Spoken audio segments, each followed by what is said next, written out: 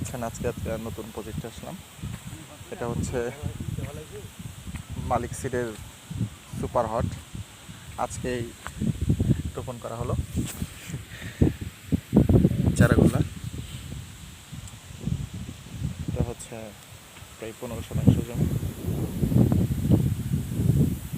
এটুকু হচ্ছে super hot, আর এটা হচ্ছে আমাদের হাতে করা।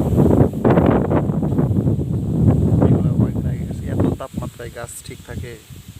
এটা হচ্ছে বিজলি প্লাস 2020। তো অবশ্যই এই চারা রোপণ করার পরে একদিন পরে আমাদের ভালো একটা ছত্রাকনাশক স্প্রে করে দিতে হবে। আর আজকে যেহেতু দিনের তাপমাত্রা বেশি, পারলে আজকে একটু গাছের গোড়ায় গোড়ায় পানি দিতে হবে। কোকোপিটের চারা তারপরে একটু পানি দিলে ভালো হবে। ধন্যবাদ।